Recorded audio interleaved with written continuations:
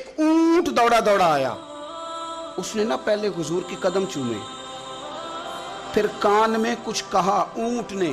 تو حضور فرمانے لگے تو فکر نہ کر, اگر تو سچا ہے تو تیری مدد ہوگی, اور اگر تو جھوٹا ہے تو تجھے تیرے جھوٹ کی سزا ملے.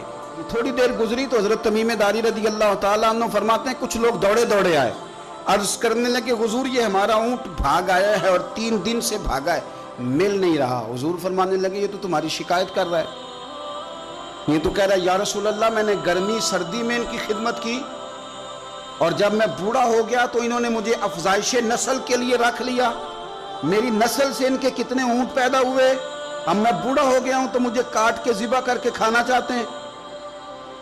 اس نے کان میں کہا, حضور نے ترجمہ کر کے بتایا.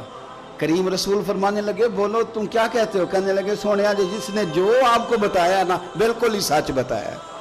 حضور بالکل ایسے ہی ہے, گرمی سردی میں اس نے کام کیا, پھر ہم نے اس سے بڑے افزائش نسل کا کام لیا, حضور ذبح کرنا چاہتے ہیں. تو نبی پاک فرمانے لگے اتنی جو خدمت کرے اس کا صلہ پھر چھری ہے, تم اچھا صلہ دے رہے ہو. کہنے لگے حضور ہم کچھ نہیں کہتے, ذبح بھی نہیں کرتے, آپ اس کو دے دیں. حضور فرمانے لگے اب نہیں میں تم پہ اعتماد کرتا, اس طرح کرو میرے ہاتھ بیچ دو. 100 دینار کا میرے نبی پاک نے اونٹ خرید لیا. حضور نے نا اونٹ کو تھپکی دی, فرمایا جا تو آزاد ہے. اونٹ نے نا پتہ نہیں کیا باتیں کی, ایک بات کی تو حضور نے فرمایا آمین, دوسری کی تو کہا آمین, تیسری دعا کی تو کہا آمین, چوتھی بات اونٹ نے کی تو نبی پاک رو پڑے.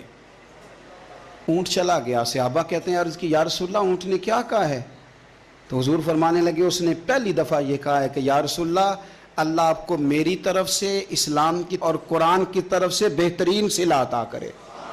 تو میں نے کہا آمین, اور پھر اس نے دوسری دعا دی, اے اللہ کے پیارے رسول صلی اللہ علیہ وسلم جس طرح آپ نے آج میرا خوف دور کیا ہے, میں دعا کرتا ہوں اللہ آپ کی امت سے قیامت کا خوف دور کرے.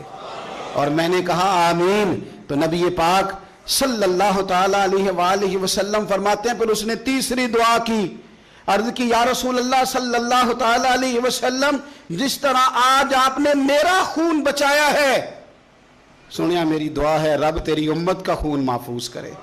تو میں نے کہا آمین.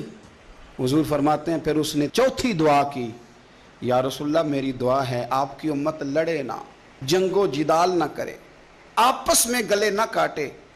تو حضور فرماتے ہیں میں نے آمین بھی کہا اور میں رو بھی پڑا, اس لیے کہ یہ دعا میں نے اپنے رب کریم سے مانگی تھی کہ اے اللہ میرے امتی لڑے نہیں, آپس میں لڑے نہیں.